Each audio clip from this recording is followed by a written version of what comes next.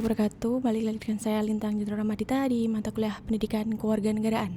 Nah, di sini pada pertemuan ke-12 saya akan membahas tentang geostrategi Indonesia. Apa sih geostrategi Indonesia itu? Nah, geostrategi Indonesia itu adalah suatu strategi dalam memanfaatkan kondisi lingkungan di dalam upaya mewujudkan cita-cita proklamasi dan tujuan nasional.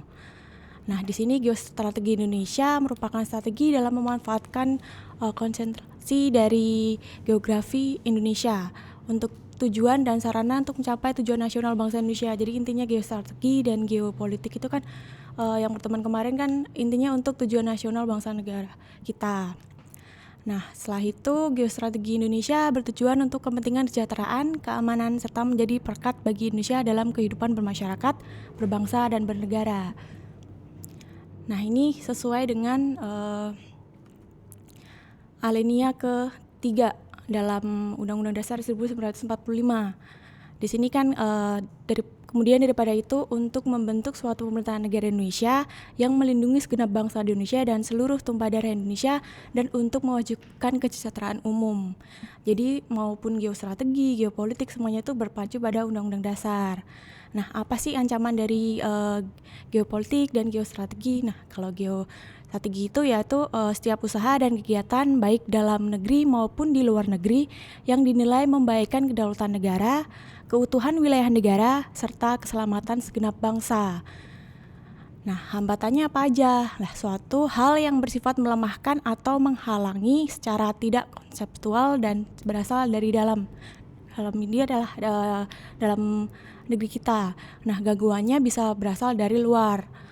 Terus tantangannya apa sih? Hal dan objek menggugah tekad untuk meningkatkan kemampuan untuk mengatasi masalah. Jadi setiap hambatan kan pasti tantangannya kan tuh masalah-masalah yang timbul bisa kalian atau bisa negara itu atasi untuk kesejahteraan rakyatnya. Nah, sifat-sifat geostrategi itu apa sih? Yang pertama adalah mandiri, yang kedua adalah dinamis. Mandiri itu apa? Menentukan sarana kebijakan strateginya, mencapai standar integritas dan kebangsaan.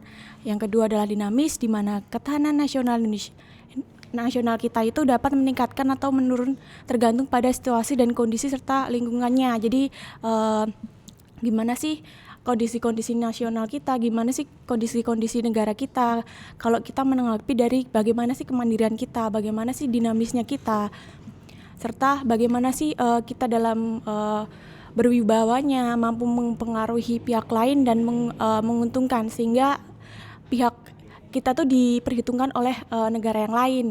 Yang keempat adalah konsultasi dan kerjasama. Jadi setiap negara kan pasti juga ada kerjasama dengan negara yang lain atau hubungan bilateralnya. Nah, setelah itu apa sih model ketahanan nasional Indonesia? Nah, model ketahanan nasional itu bisa disebut sebagai Astagatra yang terdiri dari Trigatra dan Pancagatra. Apa sih itu Trigatra itu? Yang pertama adalah dilihat dari letak dan kedudukan geografi kita, Indonesia. Yang kedua adalah gatra keadaan dan kekayaan alamnya. Dan yang ketiga adalah gatra keadaan kemampuan dari penduduknya. Jadi SDM-nya gimana, SDM-nya gimana. Jadi ini dilihat dari Trigatranya. Yang kedua adalah Pancagatra. Apa sih Pancagatra itu? Yang pertama adalah gatra ideologi. Ideologi merupakan sistem nilai sekaligus ajaran atau memotivasi, mengandung konsep dasar tentang kehidupan atau cita-cita suatu negara. Nah, faktor apa aja yang mempengaruhi ideologi itu? Yang pertama adalah nilai dan sistem ideologi bergantung pada rangkaian nilai yang terkandung di dalamnya. Contohnya Pancasila kan dalam sila 1 sampai sila ke-5 kan ada nilai-nilainya sendiri-sendiri. Dan yang kedua adalah kesadaran pengamalan dari ideologi itu. Nah, ini contohnya dari Pancasila sendiri juga. Bagaimana sih pengamalan Pancasila sila 1 sampai sila ke-5. Jadi kan udah ada di part-part masing-masing. Selanjutnya adalah gatra politik. Apa sih gatra politik itu? Itu sama aja dengan politik atau polisi atau bagaimana kita berbicara, atau politik mengandung makna kekuasaan atau pemerintahan atau kebijaksanaan. Nah, di sini pasti kan kalau politik ada ancaman ketahanannya ya. Ancamannya ketahanannya itu bisa dari kegiatan atau gangguan yang dianggap membahayakan integritas kelangsungan hidup bangsa dalam atau di luar negeri. Jadi ini seperti contohnya masalah-masalah hubungan internasional atau masalah-masalah luar negeri atau ekspor impor. dan biasanya juga ada kebijakan atau kekuasaan dari pemerintah, hubungannya dari pemerintahnya. Setelah itu ini contohnya jadi dulu kan waktu pemilihan presiden kan ada yang pihak waktu itu Bapak Jokowi dengan Bapak Prabowo.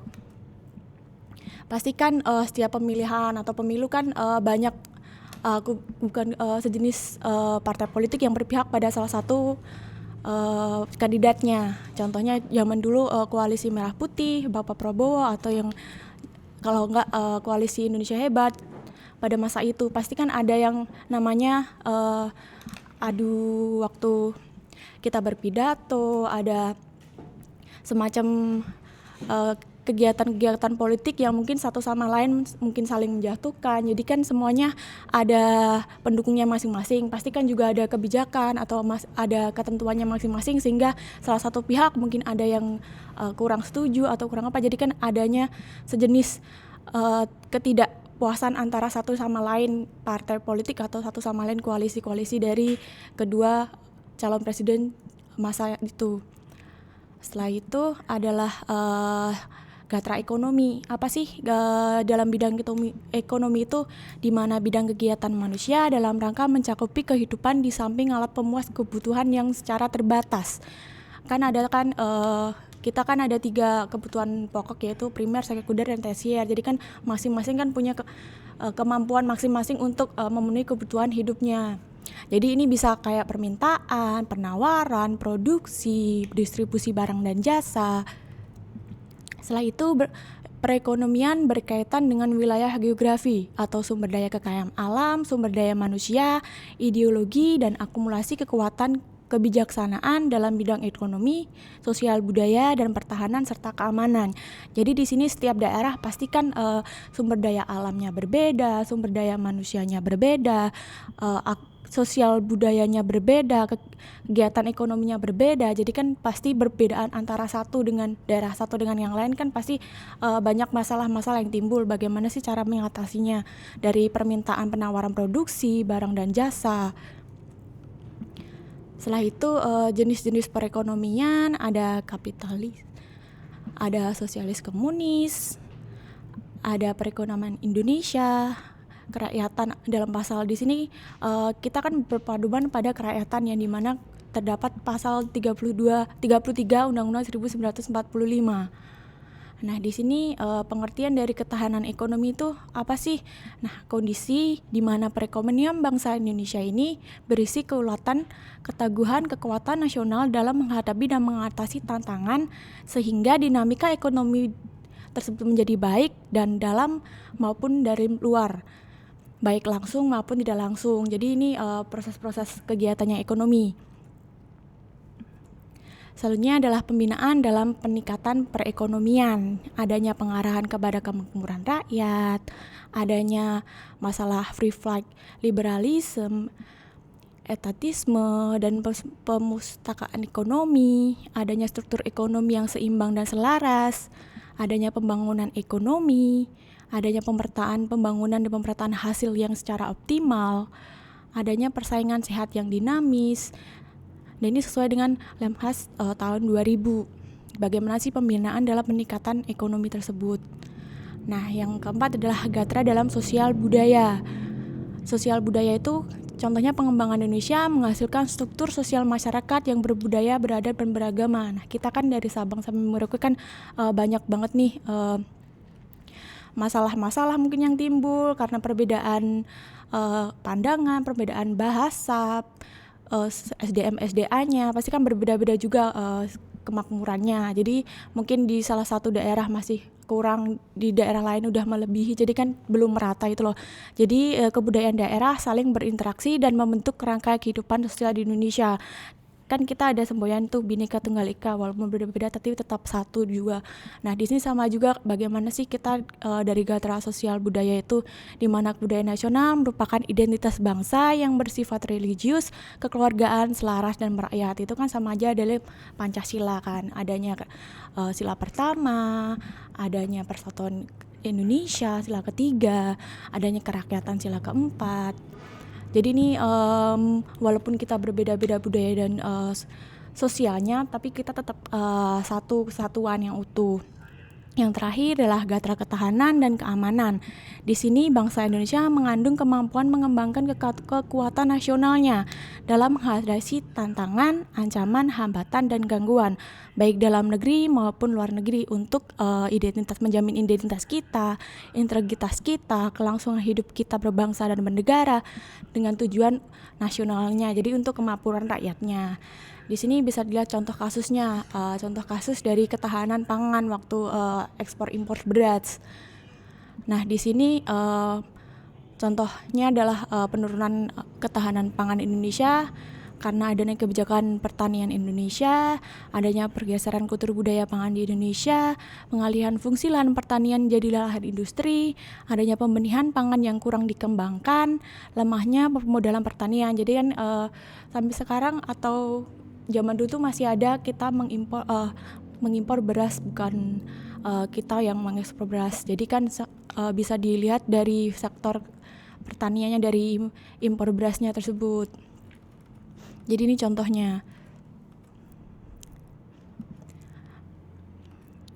Setelah itu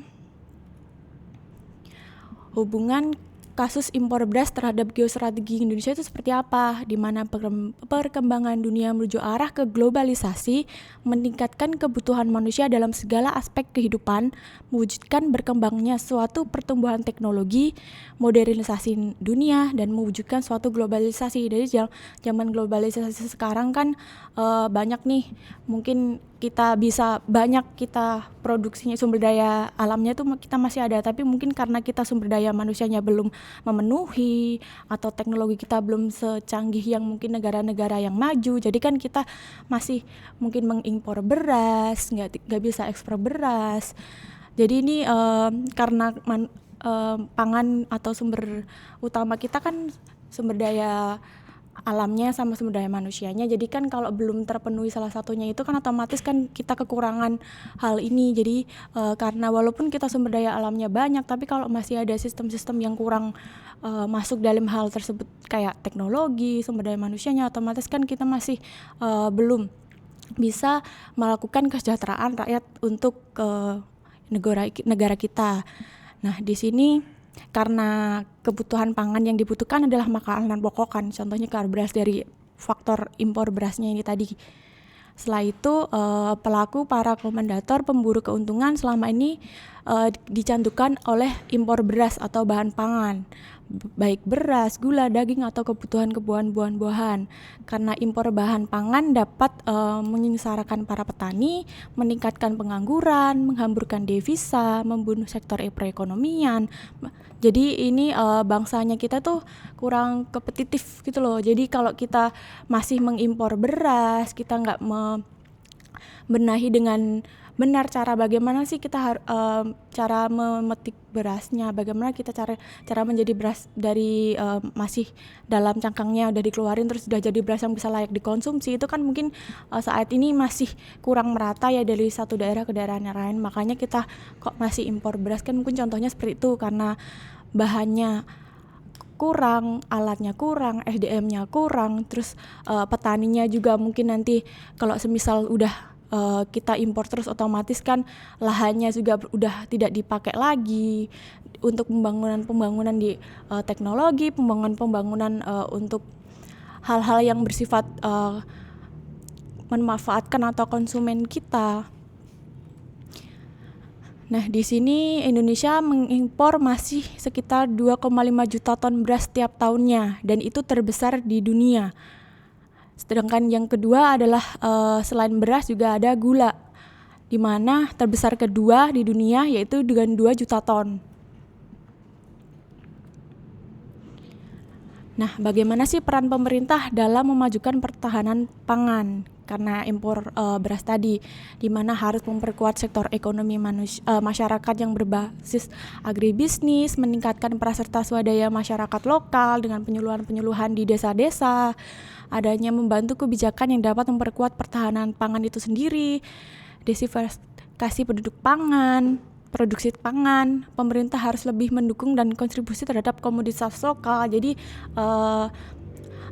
UMKM daerah itu diberi sosialisasi bagaimana sih cara menanam yang baik, bagaimana cara menjadikan suatu beras yang bahan masih nol menjadi bahan yang bisa diproduksi atau dilayak untuk disebarkan ke masyarakat yang lain dengan harga yang lebih murah dibanding pengimporan beras.